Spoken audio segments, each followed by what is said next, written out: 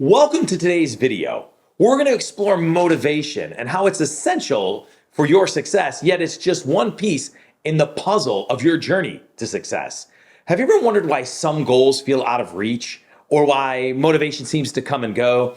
Well, we'll break down how motivation differs from inspiration and why it's important and how you can stay motivated on a daily basis, because that is what it takes to be successful. We're also going to explore the what, the how, the who, and the when of motivation and how it relates to your goals. So we're going to show you how each of those pieces comes together to complete that whole puzzle that's going to help you be successful.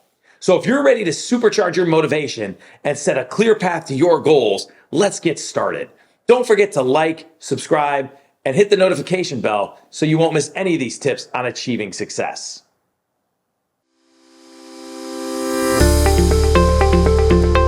Motivation versus inspiration. Two essential components to success, but two different things. So what is motivation? Well, it's rooted in the desire to achieve something or avoid something. So we want to achieve it or we want to avoid it, and that's where motivation falls into place. But immediate actions are driven by the current needs or consequences of what could happen. And motivation fluctuates. It's not something that's guaranteed to always be there. The mood, priorities, environment, weather, all of those things affect motivation. But it's really tied to your daily tasks and being driven to accomplish those, or again, to avoid something. That's motivation. Now, inspiration is different.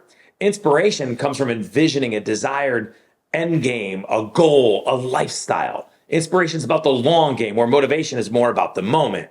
So, oftentimes it's less tangible and it's focused on distant outcomes. That's what inspiration is designed to do. But both play a role in your success. Motivation, again, fuels your daily actions, while inspiration shapes the long-term vision. Both are internal and both are personal, and they require your individual commitment.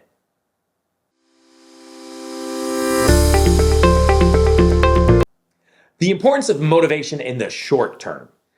Daily commitment to tasks. That's really where motivation plays a key in your journey to success, right? We've got things we got to do on a regular basis. And by the way, they're not always fun.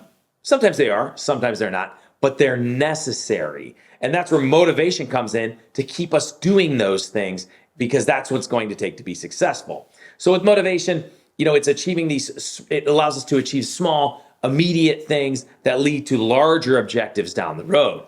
So avoiding distractions, that's a part of motivation as well. We got to stay motivated to avoid those distractions and stay focused on these essential daily actions. Consequences are also a part of motivation. So that's avoiding negative outcomes, right? Sometimes we think of motivation as going out and doing things, but another part of motivation is avoiding negative outcomes, right? We're going to do this because we want to make sure we don't lose our job, or we don't lose our investment, right? Or we don't lose relationships. That's where motivation comes into play as well. We're going to focus on the effects of inaction to maintain motivation, right? So it goes both ways. But again, we want to figure out how we can create as consistent motivation as we can. Because again, it can fluctuate and it will fluctuate. But how can we try to be as consistent as possible? So Serena talks a lot about reality and your reaction to it. One you can control, one you can't. Well, we can't control the fact that motivation will fluctuate, but we can control our reaction to those fluctuations by simply understanding that'll happen, not beating ourselves up, and then you're figuring out ways to get back on track with that motivation. But we've got to build a mindset, right? A mindset to work regardless of our mood. That's really crucial when it comes to motivation.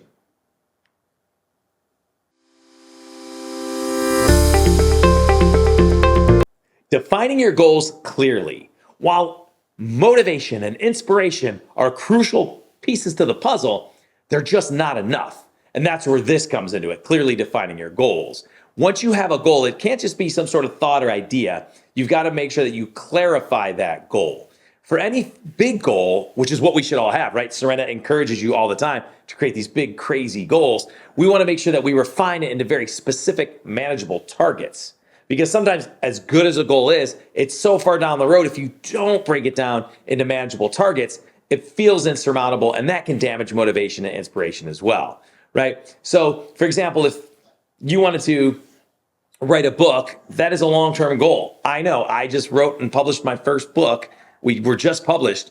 But if I had just said, I got to write this book, that was a goal. It was long-term, but I broke it down into breaking it up into topics, into an outline, into blogs, combining it. So we broke it into manageable targets to make sure that it was possible, right? So figuring things out like that. Or even with a business, well, we have our end game with our business goals, and it's awesome, and it's something we want to achieve someday.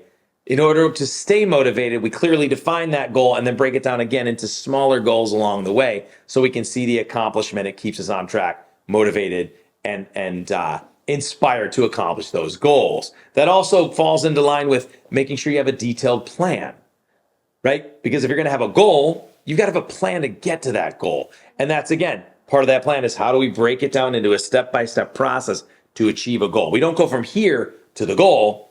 We go through a series of steps. And again, it all comes together nicely when you do that. It helps you clarify the goal. It helps you get to your long-term goal, and it helps keep you motivated and inspired. But again, you've got to figure out the steps necessary to do it. And then you want to regularly evaluate and adjust goals. Oftentimes, people think once you set a goal, it is absolutely set in stone and we don't ever change it. But that's not the case. Circumstances change, time change, the economy change, our lives change, relationships change. There are so many changes, right? The only constant is change, that it's okay.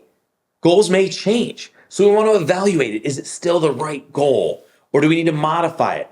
Do we need to adjust it? But again, we don't want to become so rigid in our goals that we don't adapt and evaluate when necessary. And then again, that leads to just reviewing it, the progress that we're making, and then making any adjustments necessary in order to stay on track with those goals. But again, we want to ensure that our goals stay relevant, and we want to make sure that we are aligned with our evolving motivation.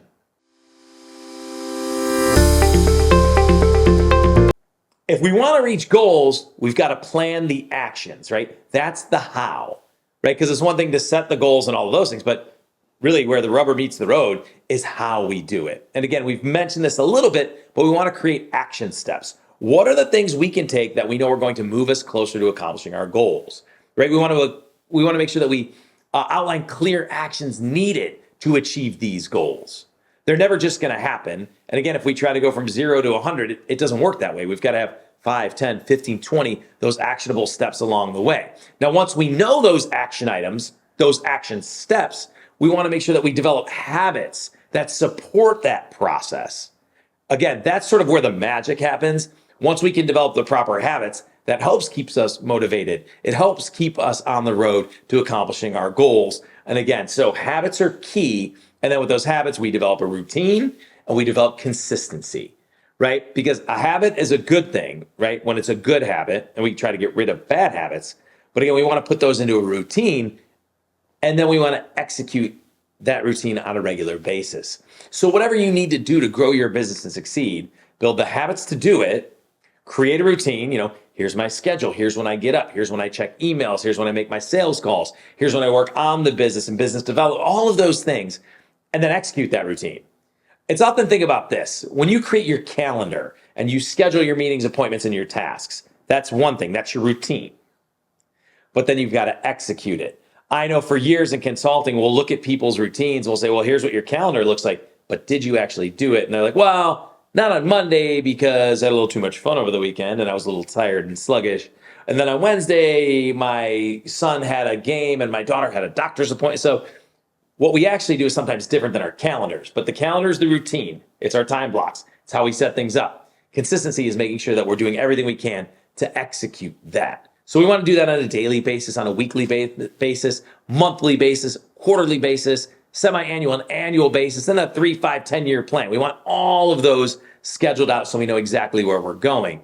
Now, once we do that, we're talking about back to habits. We want to incorporate small habits continuously because those habits build over time, right?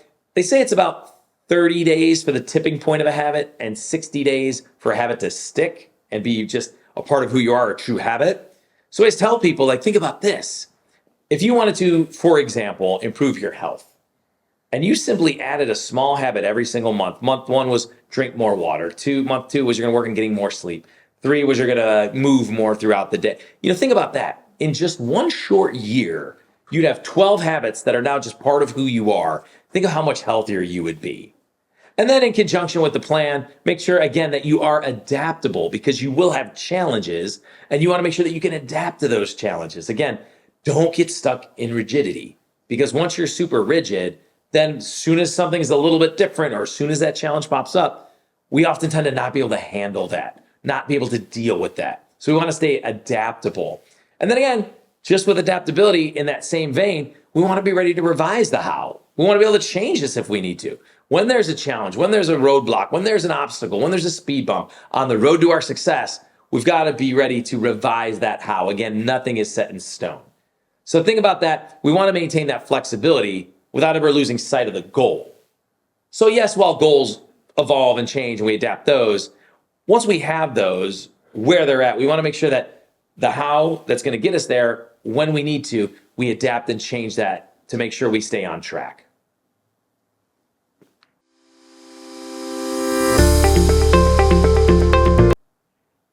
The self-made person is a myth.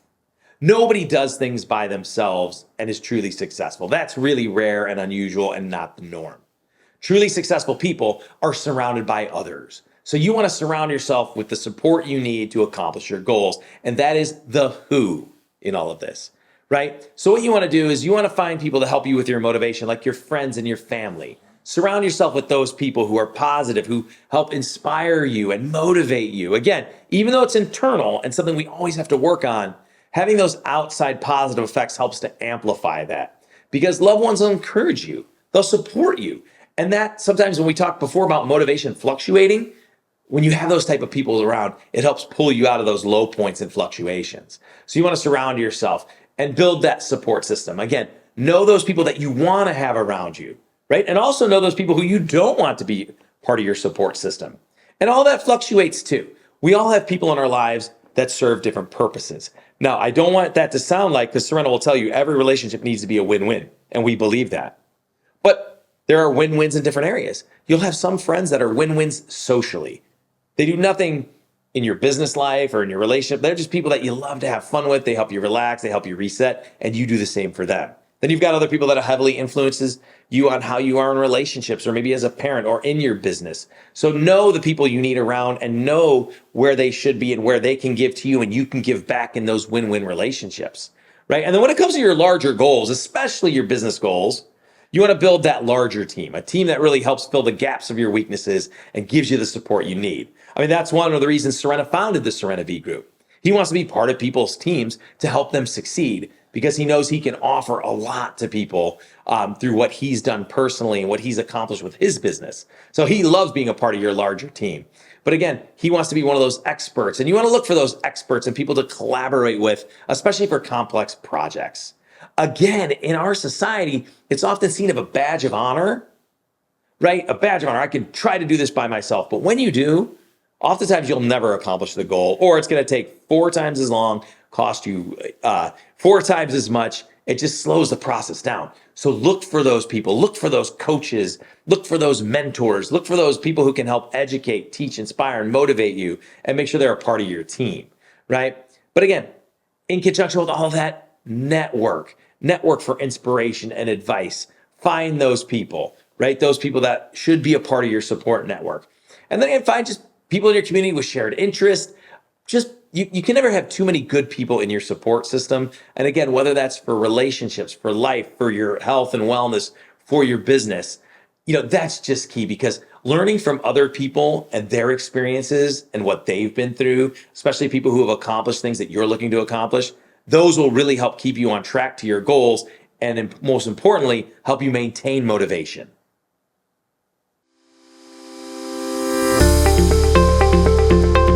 You got to set those priorities, and that is the when, right? How do we do stuff and when do we do it is key because knowing how is great, but now when do we do it, right? Because, time is a commodity, right? We've only got so much of it. So we've got to make sure that if we're trying to accomplish amazing things, we're using our time appropriately. So again, time and focus are indicators of your priorities. One statement that I heard, and I wish I remember who said it because I would quote them every time, but I think it's brilliant, is you really accomplish goals. You really achieve amazing things when your behaviors match your priorities. And that ties into when, right? Because I've only got so much time. So is what I'm doing in this moment in time, is that getting me closer to my priorities? If it is, do it, make it part of your routine, part of your habit, something part of your process. If it's not, eliminate that because it's just either keeping you stuck or actually moving you backwards. But where you allocate your time really does tell you where your priorities are at. You may say it's one thing, but when that behavior doesn't match and when the time you're allocating doesn't fit, then it's not really a priority. And it's something you need to rethink. Or it is a priority and you're just not allocating your time, properly. But you've got to dedicate time, especially to your important goals, right? Create focused blocks of time for you to get things done, right? It's kind of like, do you run your life or does your life run you? And I know plenty of great people who tend to be more reactive and life happens. It's like that old thing where there's a leak in the dam and people are putting their finger and trying to plug all those holes and it never works, right? That's never the answer. That's being reactive. We want to be proactive with our time. You control your schedule. You're going to set it up, figure out what those tasks and processes are that have to be part of your daily routine, those habits, and when are you going to execute? And then you're going to create those time blocks, create that schedule that, again, helps keep you on track with everything. And again, just like everything else, you want to adjust and evaluate, right? Okay, I've been doing a lot of this because it was in line with my priorities and my goals, but I'm not quite getting there. So I need to go back and adjust it and make the changes necessary to those time blocks and those tasks and what I'm doing to make sure that I am using my time effectively and efficiently. But again, you always want to regularly review, always, time spent and your goals, and are they connected as they should be? But you always want to make sure, because again, this is the when, right? Setting your priorities. What are you doing? What's your time look like? How are you spending it? But adjust your schedule to better align with your priorities and values on a regular basis.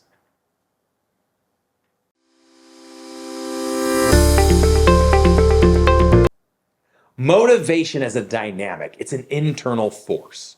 So what are the things that influence motivation, right? Well, our mood, the amount of sleep we got, our environment, weather, sports teams. I can speak to that as a person who's been a longtime Cleveland Browns fan. I know, it's very sad. I'm either loyal or dumb or maybe some combination of both. But, I will tell you, there are Sunday afternoons, a lot of them for me recently, where I'm just miserable and my motivation is just zapped. But there's a lot of things that can affect your mood. So accept that, and that's normal. We're human beings. Don't expect to be motivated all the time, but understanding that there are things that affect it can help you deal with it and be more proactive to make sure the impact that they have is not permanent and not as big as it might be. So again, that being said, recognize, motivation isn't constant and we need to work internally to stay motivated and stay driven. And one of the ways we do that is we connect motivation with inspiration. When we started this whole lesson, we talked about how, motivation is more of the day-to-day, in the moment, stay on task, where inspiration is the long game. It's attached to the long goals. Well, when you marry those two, when you connect those two, that's sort of the magic formula for success. So again, key, inspiration keeps us on track with the long-term goal. And as long as that's in our head and we're focused on it, that helps improve motivation on a daily basis and keeps it as strong as possible. Again, understanding that it will fluctuate.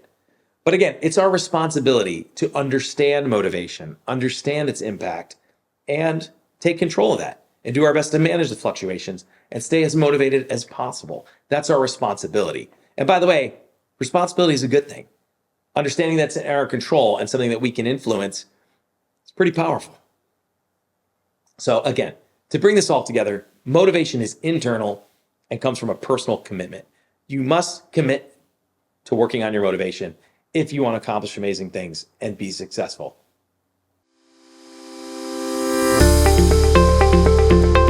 So to bring this full circle, motivation is essential, inspiration is essential, but it's only one factor on your road to being successful. True success requires a balance of motivation, inspiration, clear goals, action, support, time management, all of those things. But achieving goals is a holistic process that combines all those elements over a long period of time. It doesn't happen like this. It's a commitment. It's a lifestyle. It's something that we have to do on a regular basis in order to be successful, achieve our goals, and maximize our potential. If you enjoyed this video and you found it helpful, and I'm sure that you did, make sure you like it, share it, and most importantly, subscribe to this channel.